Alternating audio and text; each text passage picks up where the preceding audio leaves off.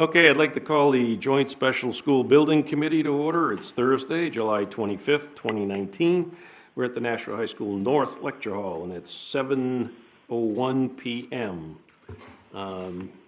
Would the clerk please read the prayer, and Mrs. Oden, would you please lead us in the Pledge of Allegiance? Please stand. Almighty God, we have the high honor and the serious duty to manage the educational affairs of our beloved city. Fill us, O God, with a spirit of unity and understanding which enables us to face our multiple problems with a serene mind, with justice and charity for all, so that any and all decisions made by us will always be for the betterment and greater happiness of all of our fellow citizens. So help us, God. Amen. Pledge allegiance to the flag of the United States of America and to the republic for which it stands, one nation under God, indivisible, with liberty and justice for all.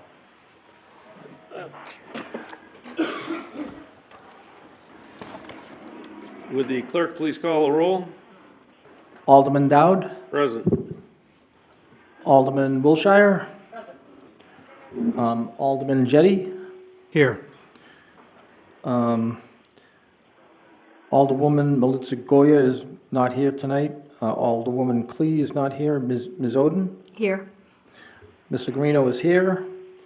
Mr. Mosher? Mr. Mosher is joining us by phone. Are you by yourself tonight, sir? Yes, I am. Okay. Ms. Porter? Here. And Ms. Raymond will be joining us shortly. Others present, we have Ms. Fitzpatrick.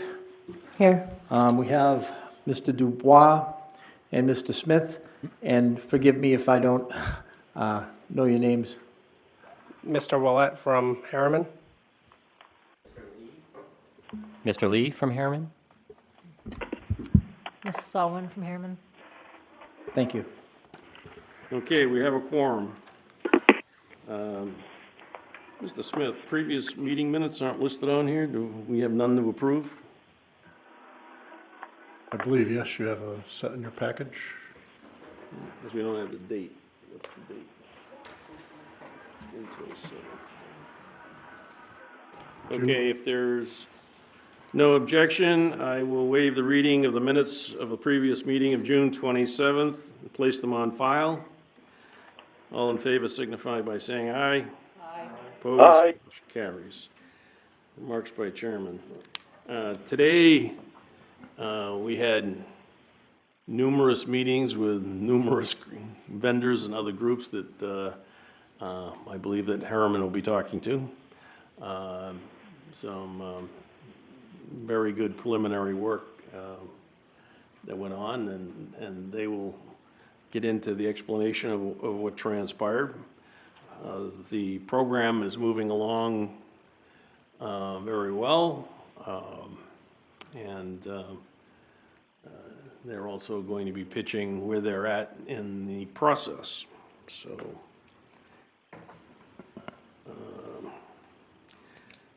remarks by school administration.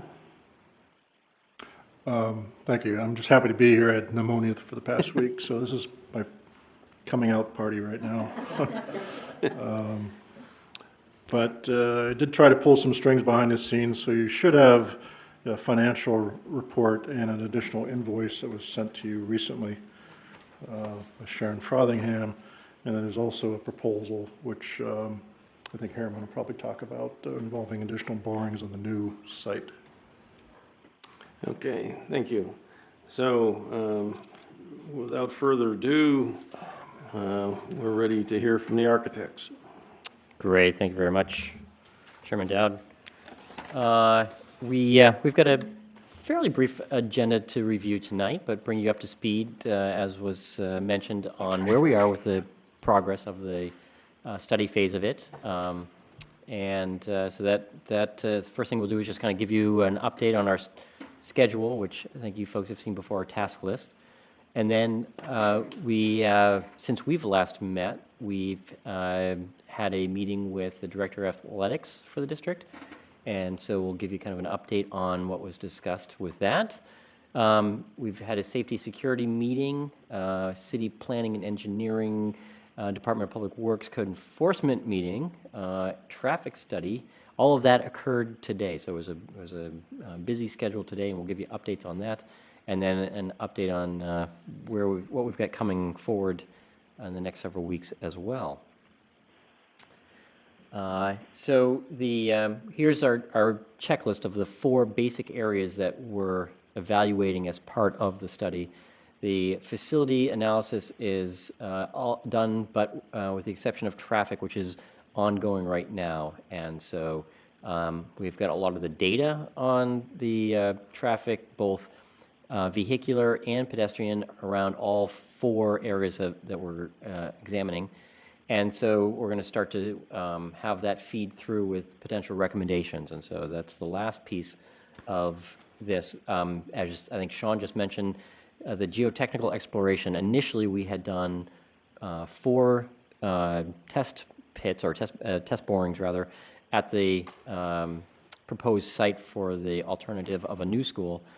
And we have gone now back to ask for additional borings across the site, just to get some more information on subsurface conditions, and so we can understand a little bit better the soil conditions and ledge profile of the site.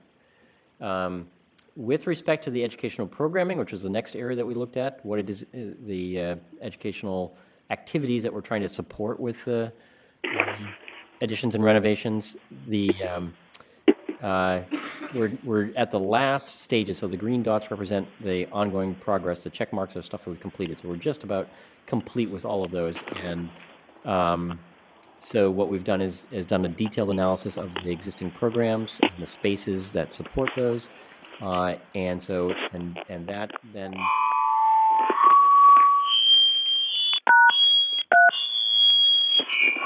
Mr. Mosier, can you put your phone on mute for a minute? Thank you. Very good. And so the last piece of that is the just compiling the final space allocation workbook, which is a list of all the spaces that are required in the renovated or new buildings. The next piece is how those 2 items lead toward the concept design, and we've begun the concept design both for the buildings and site on the Pennachuck and Fairground Middle Schools, and the renovated option for Elm Street, and now we're digging into the concept design options for the proposed new building.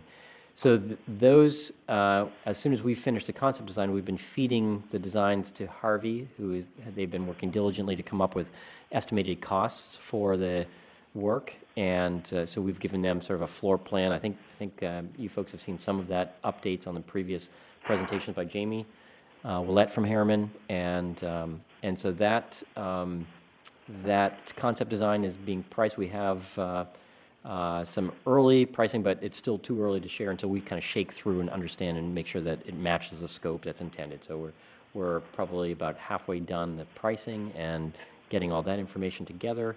And then the last pieces we have on that is to plug those cost estimates for the construction into a operating and life cycle cost analysis of the different options. And then lastly, the energy cost analysis of what you're spending right now to operate the buildings from an energy perspective versus what you can expect with a renovated, far more energy efficient building moving forward. So all of it is closely on task to wrap up our report in August, and so we're on schedule in that regard. Any comments from Jamie or Lisa on any of that? Good?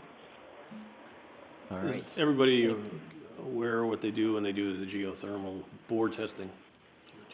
Bore testing. They dig a hole in the ground, see how far down they can go, and when they pull it out, they get core samples and they send those off for analysis. They look at all kinds of different things: water content, soil composition, how deep, before they hit something they can't go through, and all of that. And as they mentioned, we have now gone out, take additional bore samples on the property There's some hilly areas, and we're looking to see whether or not, hopefully, we can just level that property so we don't have to move anything off-site, and we don't have to bring anything in. I'm not sure how much we'll have to do either one of those, but, Mrs. Oden. Is it normal to go back, and I know they said they did 4 and they're going to back to do more. Is it normal that they go back and do some more drilling and, It's Find safer, out more. it's safer for the city, okay, thank you. unless you want to address it in any further detail.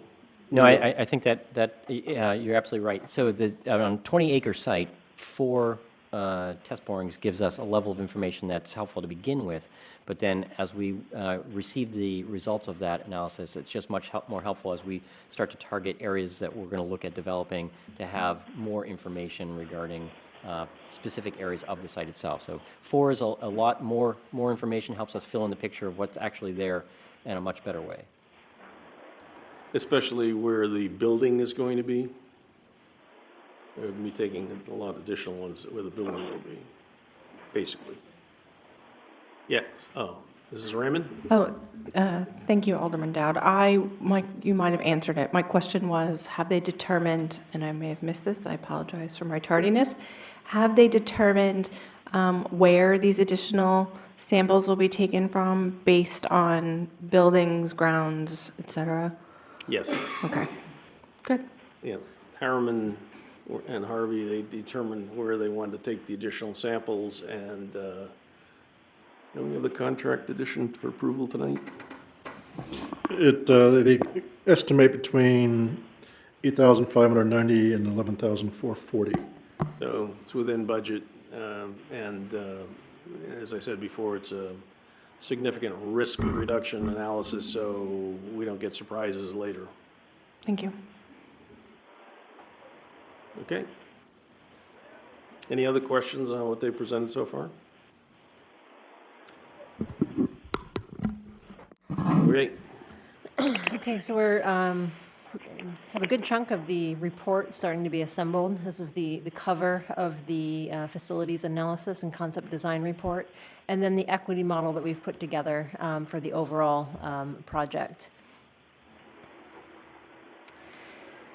The athletics programming summary. So we had a great conversation on athletics in early July, and really went over the ideal scenario for middle schools, so we could understand what sort of the ideal list would be if money were no object. So we can start there and then understand what we can fold into the budget at the different schools.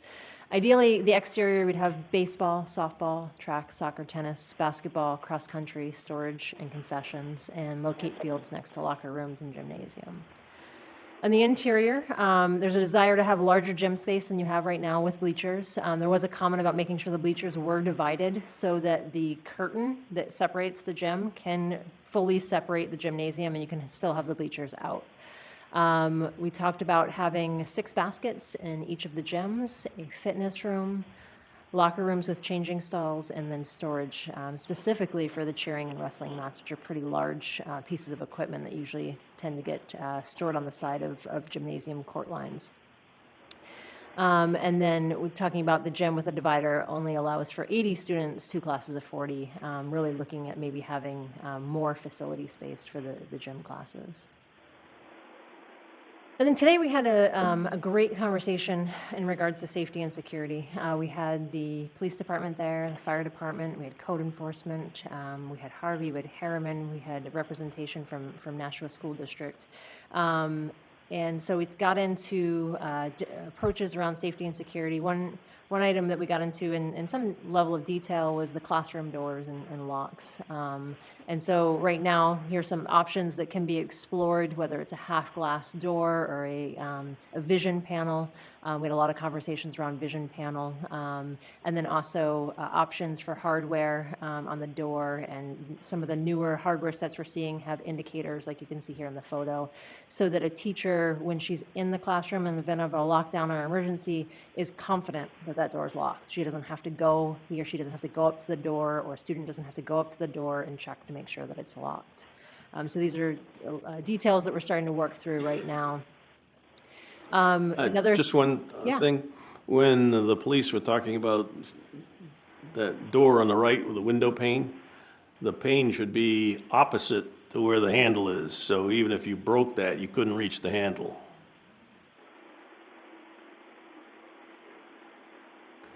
we also got into the idea of sight lines. And so what a lot of the studies are showing is in the event of an active shooter, making sure that the sight lines from the door, wherever you can't see into the classroom, we look at changing the color of the floors. And so these are just images of looking at if it's a half glass door or a vision panel, what are those sight lines within the classroom? So the yellow is where you can be seen and the white is where you cannot. So we look at changing the color of the floor so that students can be confident that they're out of the line of sight in the event of a lockdown or an active shooter. And then there's different levels of glazing that we look at in different parts of the school. Our approach to safety and security is layers of safety and security. Our objective is to slow down any events that might be somebody that's trying to get into the school, but we're also balancing that with the multiple different facets of safety and security. So it's not just about active shooters, it's about maybe custody battles. It can also be about violence within the classroom. So there's a lot of things that we have to balance and think about. And we had a lot of great conversations with the police and fire department about that today, as well as the district's security director. And so these are just different types of glazing. The school guard, which is the bottom one in the red outline, is a school guard glazing. And what that is it's a glass that really buys a lot of time. We tend to put these in the vestibules, between the vestibule and the school. The SG4, the school guard 4, buys about 6 minutes of time. There's higher levels. So we talked a lot about response time to each of the sites, understanding how quickly emergency personnel can get there. So we understand how long how much time we have until they can get to the site and help slow down different events. Yes. Can I ask a question about that? Yes. I'm curious as to the fire department's thoughts on this kind of glass. Does this impact their ability to get to students and staff in the case of a fire? No. Like, it should does they not. have to break a glass? Like, would this be No, challenging I mean, for there's them? other ways. They usually have keys to get into the building, and so they can get to it that way as well. And they won't necessarily be breaking the glass in that event. What Thank you. said. Yeah. Just going to say that oftentimes if it's, you talk to a firefighter, they'll show you what they call the universal key, which is their large axe that they enter a building with. So, and so they have the ability to get into most places. Alderman Jettie. So, total time to failure, so I guess what is that, 6 minutes, 10 seconds? That's how long it would take to break the door down with your universal key axe?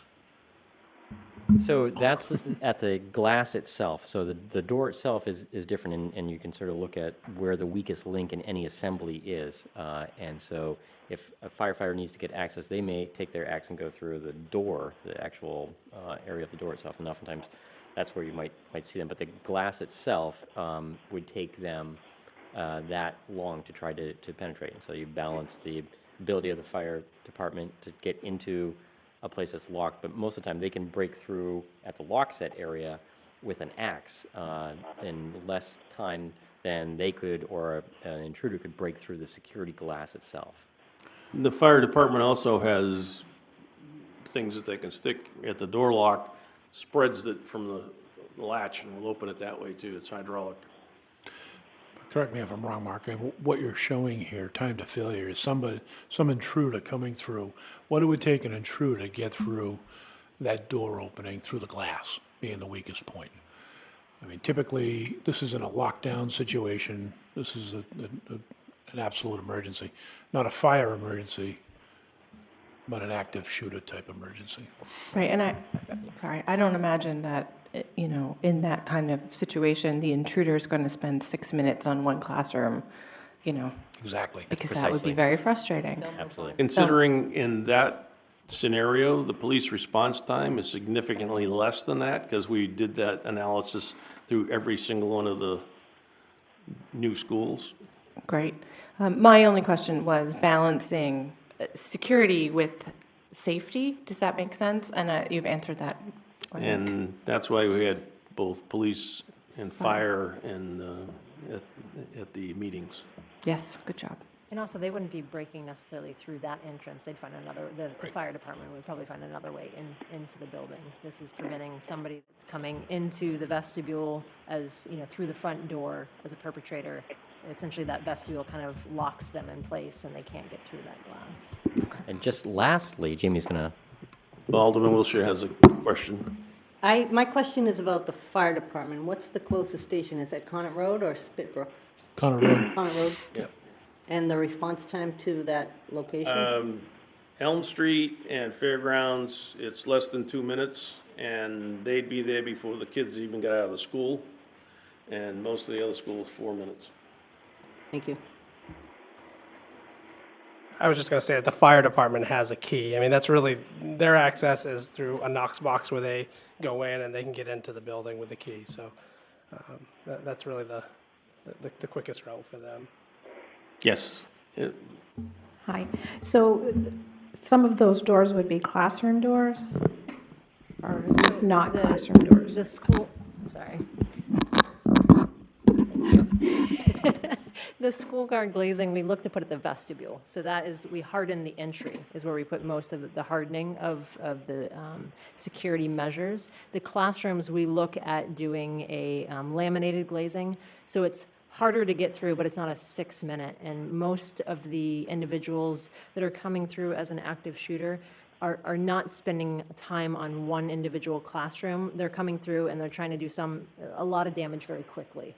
And so that's why we try to slow them down at the entry, and then as they go through the school, we look at separating the wings of the school so we can lock the doors down, so there's another layer, and then there's the classrooms with a little bit of glazing and the lock sets, which is another layer of safety. So the windows on the classroom doors, are those clear glass? They're clear glass, yep. So if there's a lockdown, does that have to be covered in some way so that you can't see in, or do you just leave it clear and you can see in and kids go on the side where they're out of line of sight? You can do the coverage. We tend not to. We change the coloring of the floor sometimes. Again, it's up to the district as to what they choose to do and what goes with their policy and procedure. But you're also balancing that you want to be able to see into the classrooms, and sometimes if there are blinds, they're down all the time.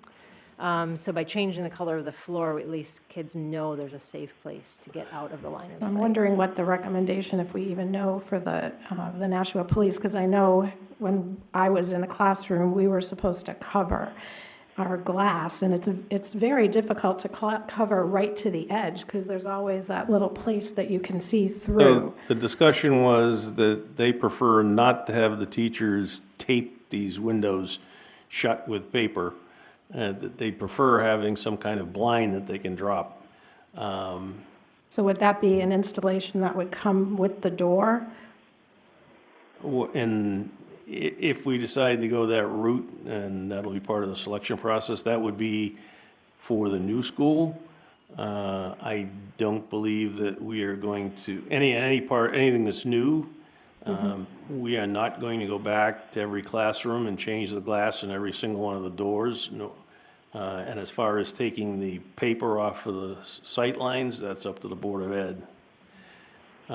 The main reason for the best of these classes will be in the new security entrances to the schools, which we may or may not discuss later, but not in classroom doors. We're not going to change any existing doors. Right, but when we're building new, it would make sense to buy something that's built to fit that specific piece of glass instead of trying to buy something down the road that's not We can look really. at that as part of the project and look at different options, because there are different options for door blinds as to what, to your concern, that actually fits the Yes. vision panel full Yeah. glazing and isn't after the fact. Yes, thank you.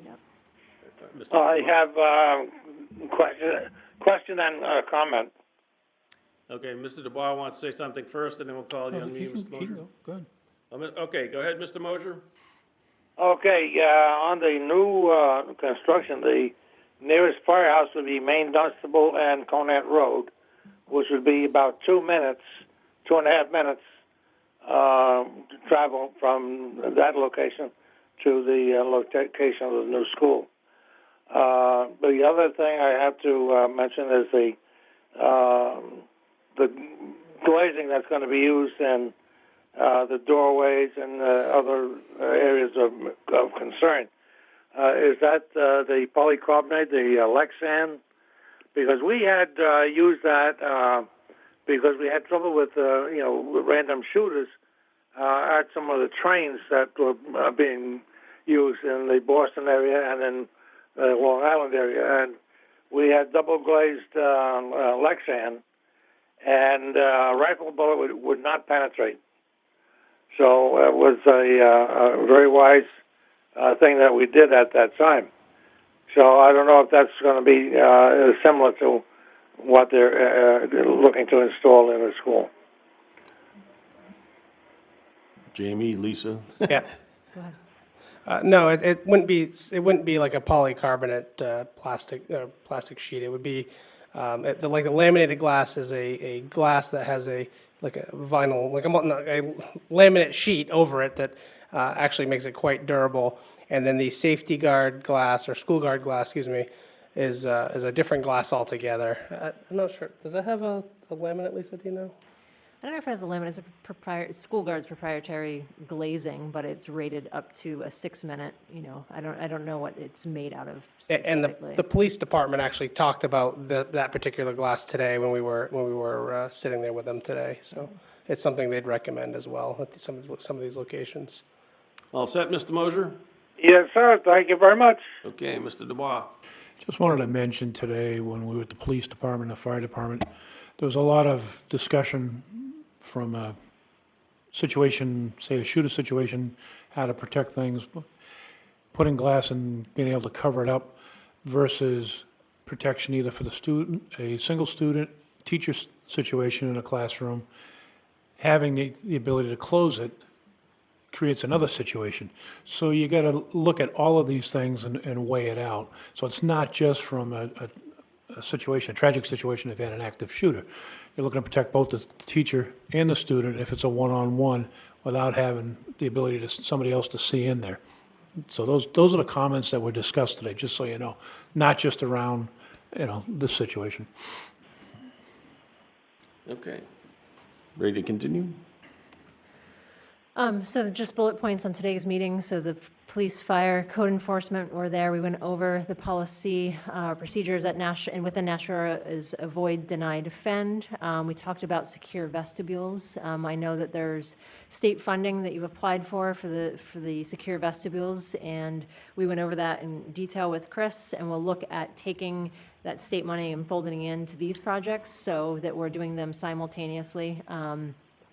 And then we looked at, in great detail, at response times. And so, yes, a lot of the sites, it was around for an active shooter event or something of a true emergency or a emergency like an active shooter would be about a 2-minute response time to most of the sites, except for the new site, because it's not as close to any of the stations as the other sites right now. It's a little bit more than that. Again, we talked about a layered approach to safety and security, both, to Carl's point, both looking at an active shooter event, but also the several different types of safety and security events that you have at a school, and it's all about that balance. And also, at the same time, we have to remember it's a school. It's an inspiring learning environment. It's not a jail. We don't want this to come across as a fortress. We need to balance this idea of being safe and secure, but also having these great, inspiring, open 21st century learning spaces within the school. So we'll look at that in great detail with police and fire as we go through this, and even they made the same comment that they're keenly aware of this balance, and we'll look at those areas of tension that are created between that and then how we resolve those. So the response time, by the way, is for the first vehicle to be there. In the case of the fire department, as soon as there's a fire, there'll be another station en route, possibly even more. And if there's an active shooter type of activity at the school, every squad car in Nashua will head there. They'll get there as just based on where they are in the city. Alderman Jennings? So could you explain the avoid, deny, defend? Sounds like some advice I used to give to my criminal clients.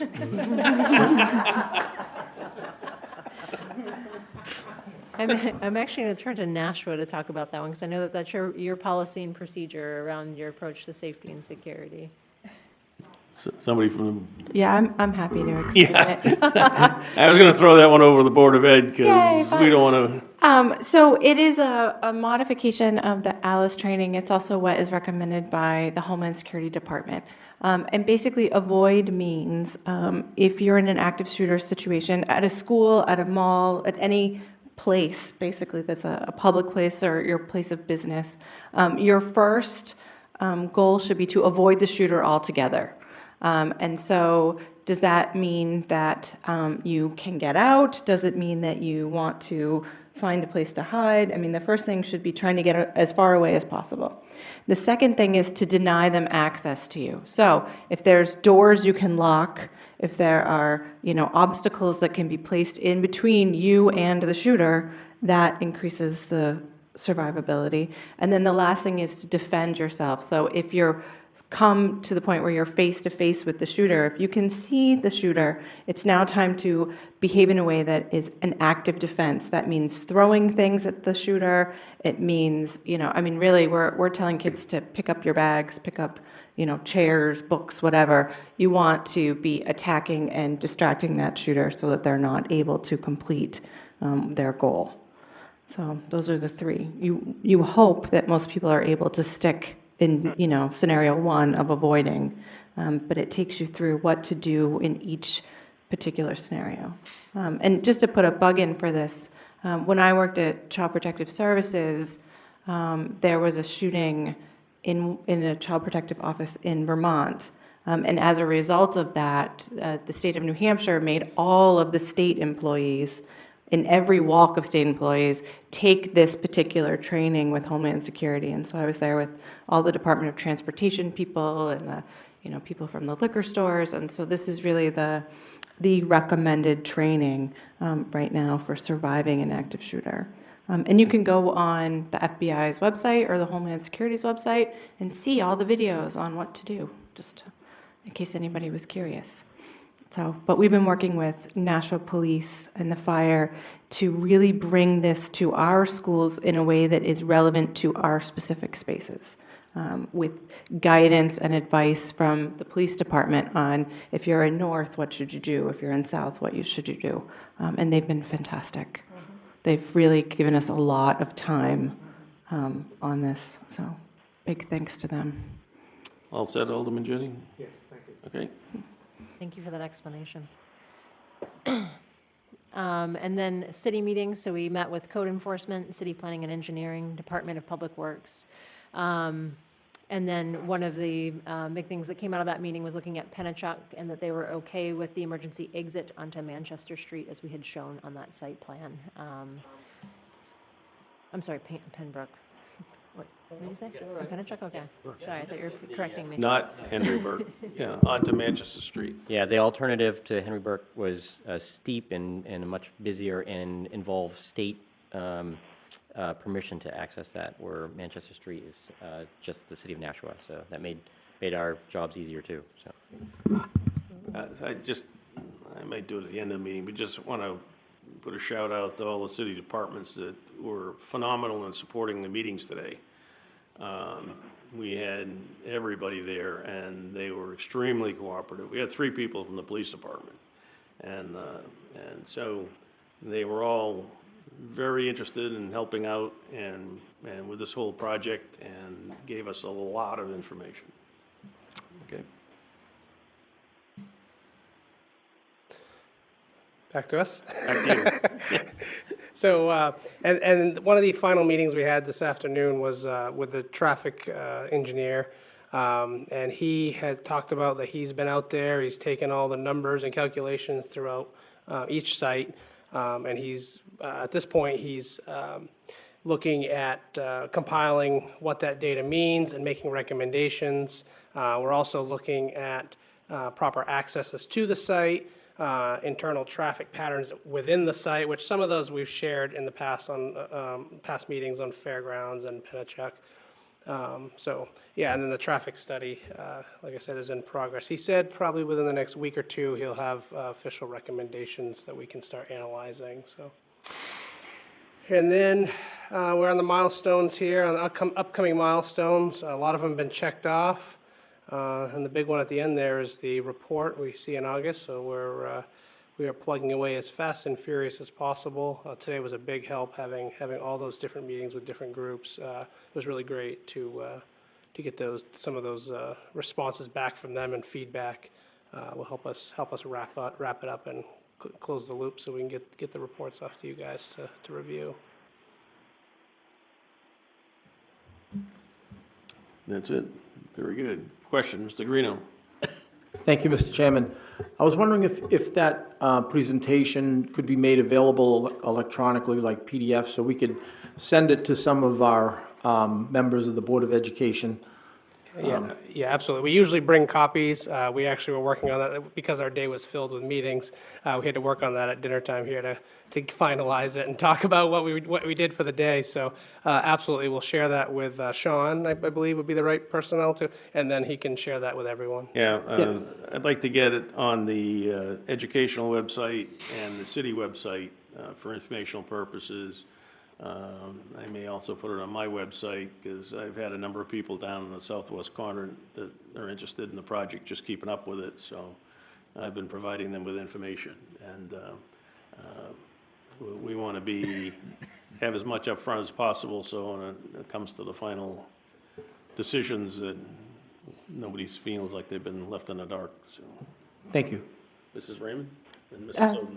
Oh, thank you. Just to piggyback off Mr. Gorino's comments, I know Mr. Mosier doesn't have access to the electronic copies, so if we could make sure that Tara Quincinella gets one for him that she can put in his board packet, that would be very helpful, and I think it would assist him as he continues to participate over the phone. Mr. Smith will jump all over that action item. Yes. I'm making a note as I speak. Thank you, Mr. Smith. Mrs. Oden? Yeah, looking at the traffic study, the school district has a fairly large problem hiring crossing guards. And I happen to go by Pennachuck 3 days a week in the morning when school is starting.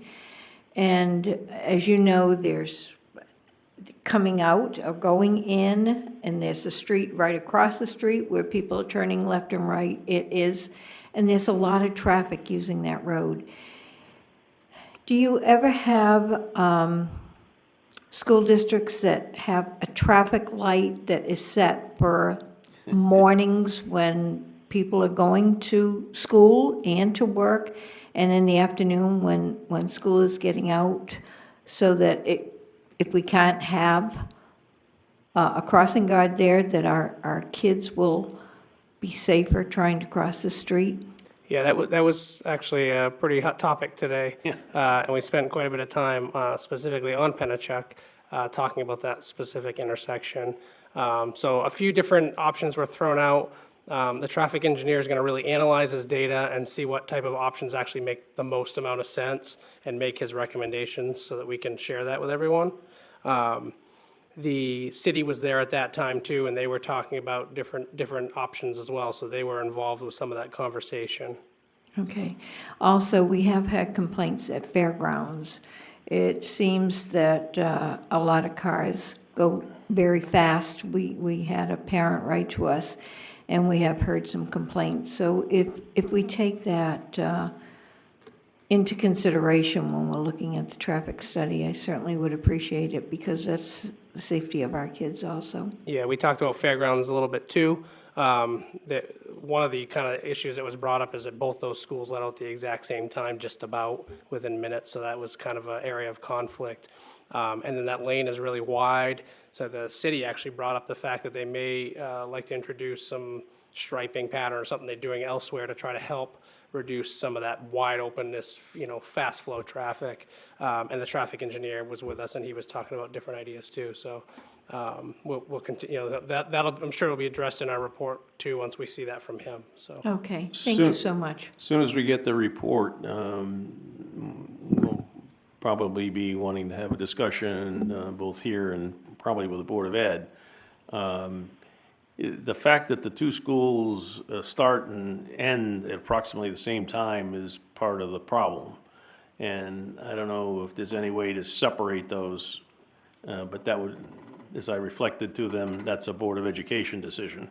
But we are looking at ways to alleviate the traffic flow on Cleveland Street, including, we hope as part of this project, we will put in the solar speed indicators.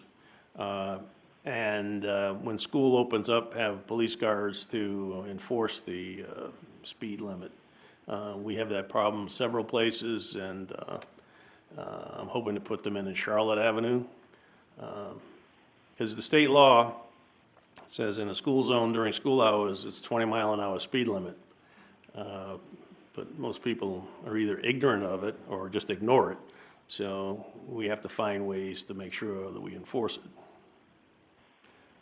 Alderman Jettie. So the traffic engineer to which you referred, is that the city traffic engineer, or is this an independent engineer? I believe that both were actually there, but the one I keep referring to is the independent that you guys had hired to do the traffic study. But the BPW traffic engineer was there as well, so they were coordinating.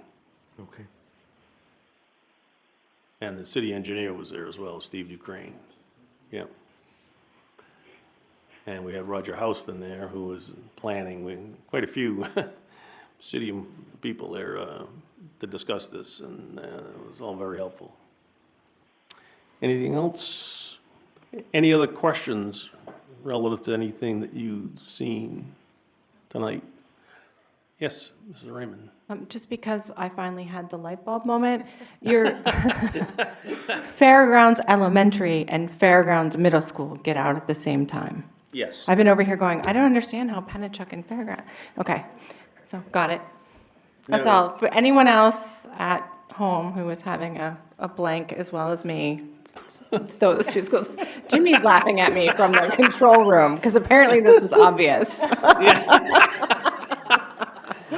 It's been a long day. The traffic engineer pointed that out, that in the morning and the afternoons, the heavy traffic is because the two schools are fighting each other. There's, there are things we can do, and that'll all come out in the study. Don't feel bad. Maybe 2 minutes before you asked that question, I asked it. I'm deeply immersed in the project, so it's... I guess it was too obvious to those that spent hours today discussing that topic. Okay, if there are no other questions, Alderman Jettie.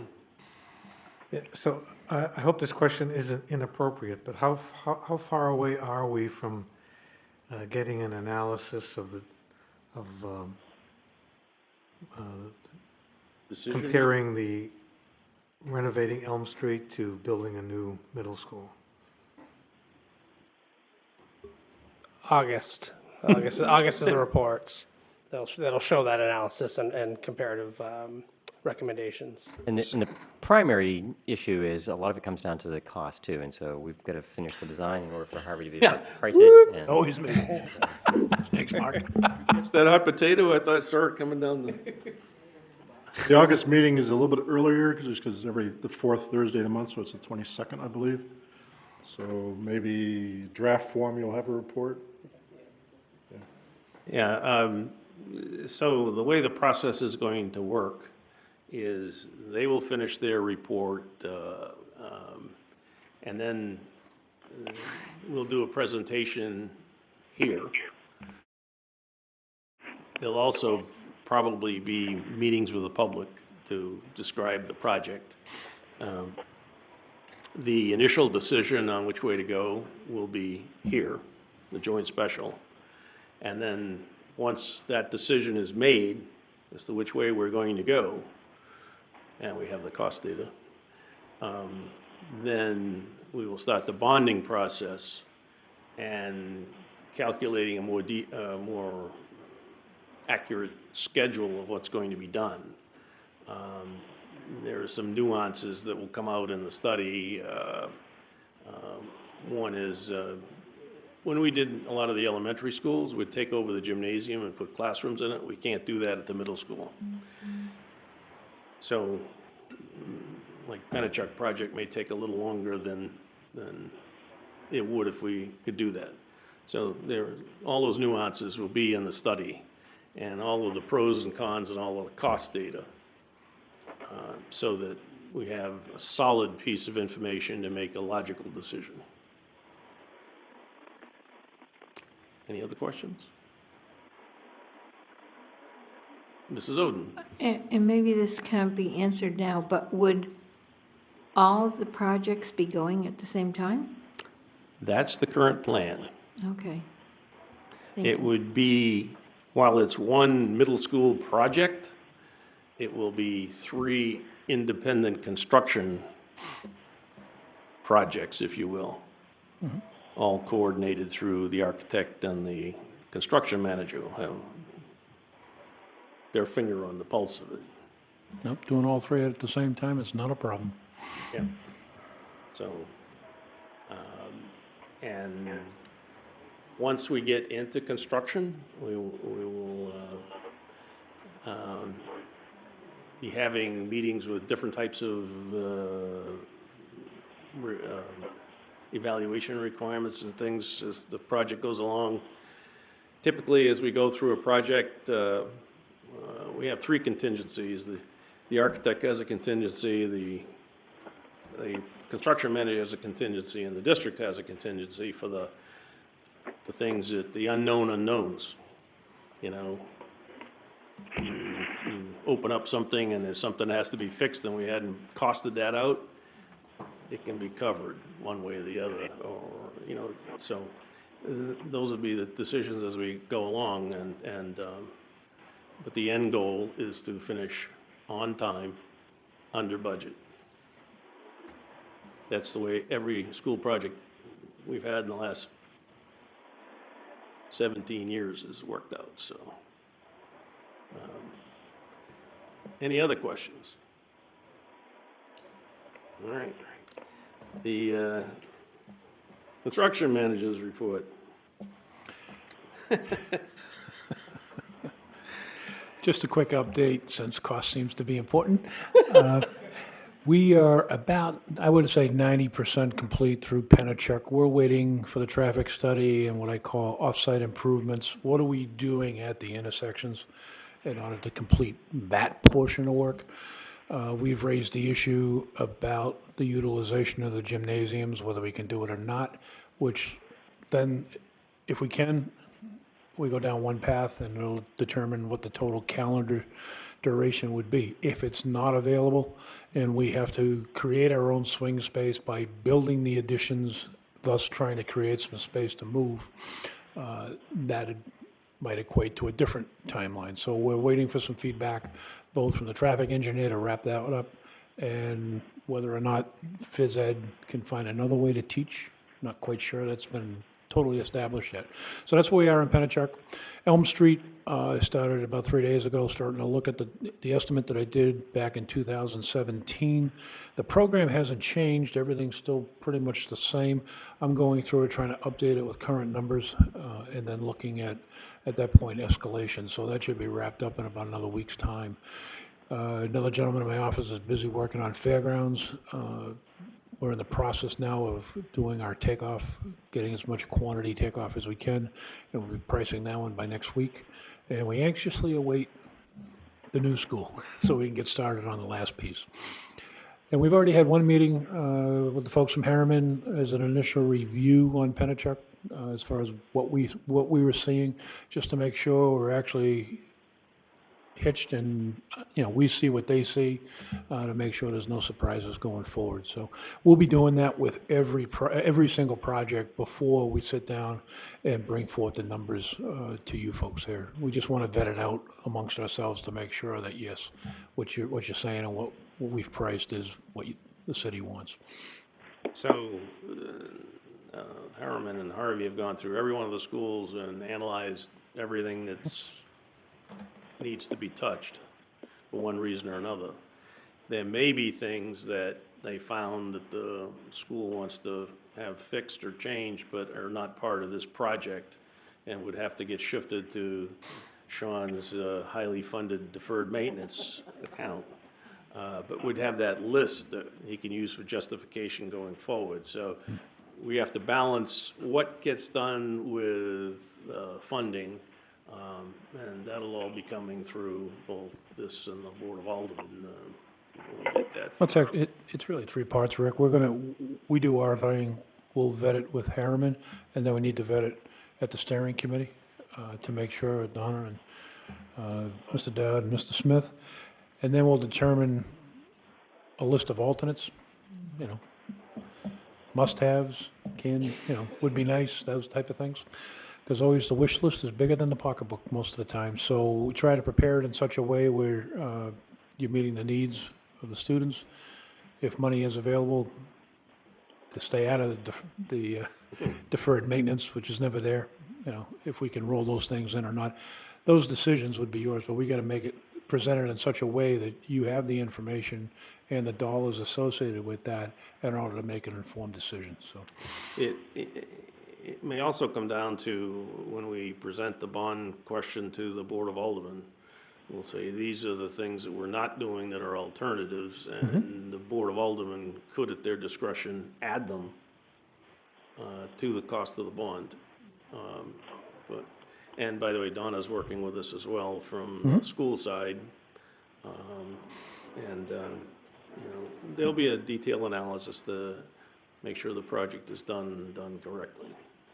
I mean, what we've done on the other schools is we've actually, once the GMP is established, we will still hold a number of alternates at bay.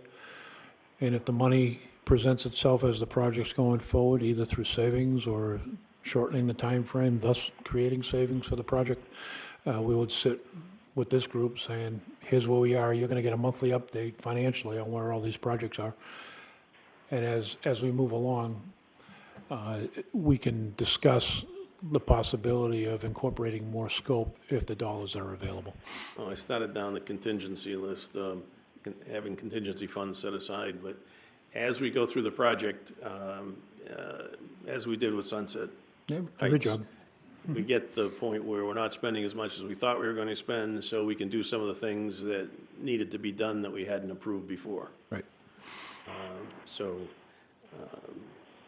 That works out well. We've done that continually, even as far back as these high schools. And just a point of correction, minor correction, there's two contingencies.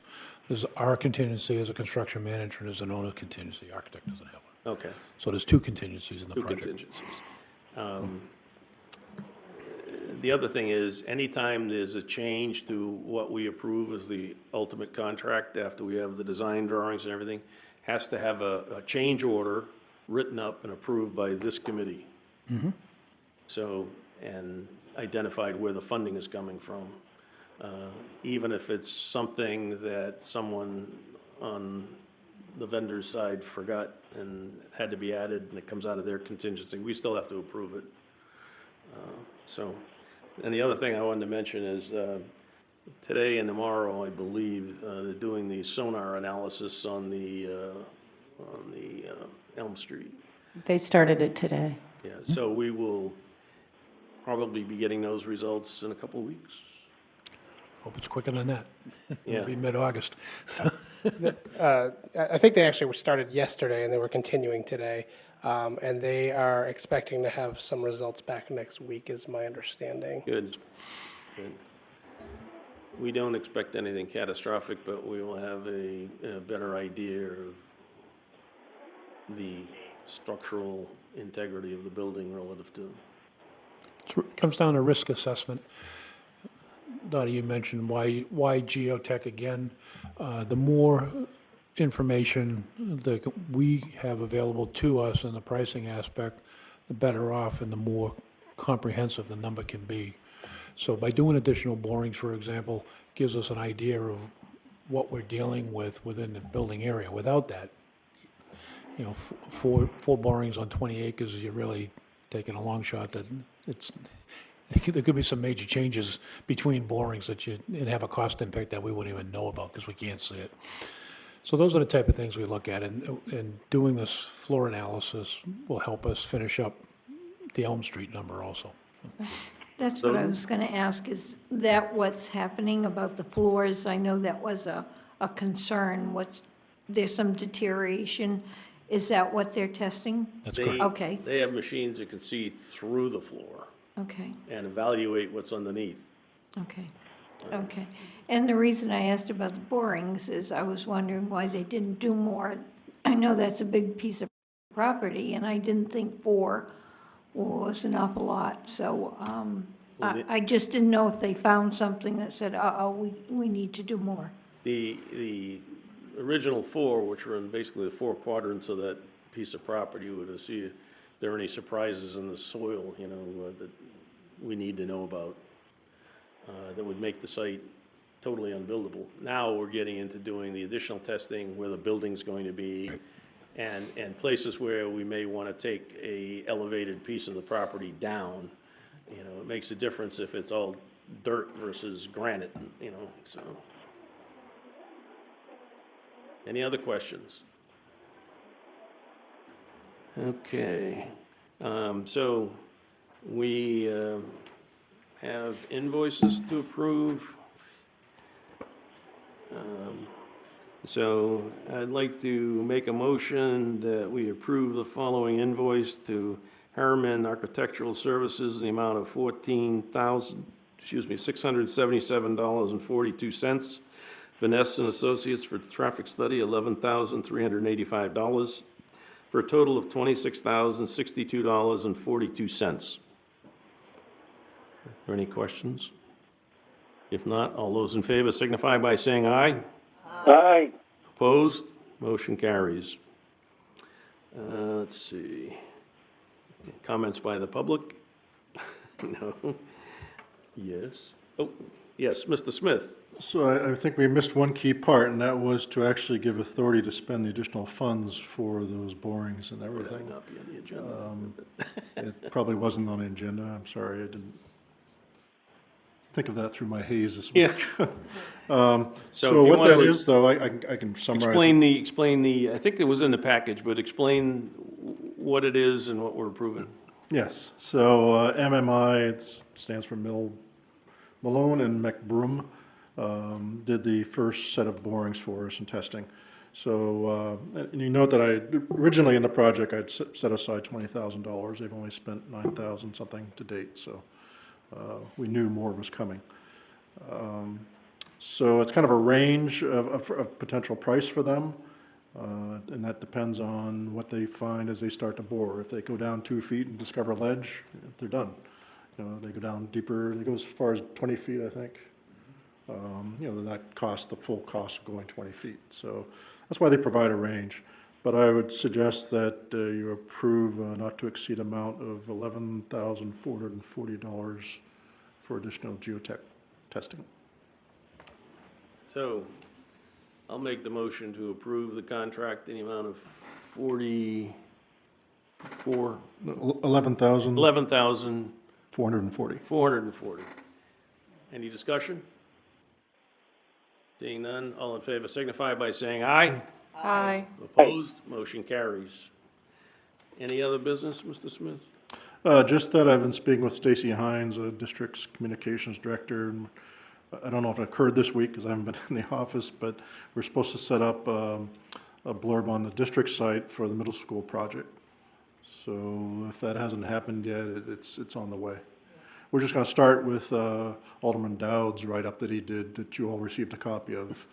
I think Which I'll be editing soon. last month. And she's done some minor editing and sent it back to me, then that's when I got sick. So tomorrow. Okay. Any comments by members of the board? None? Okay, we don't need a non-public. Do I have a motion? Motion to adjourn. Motion is to adjourn. All in favor signify by saying aye. Aye. Opposed? Motion carries. We're adjourned at 8:02.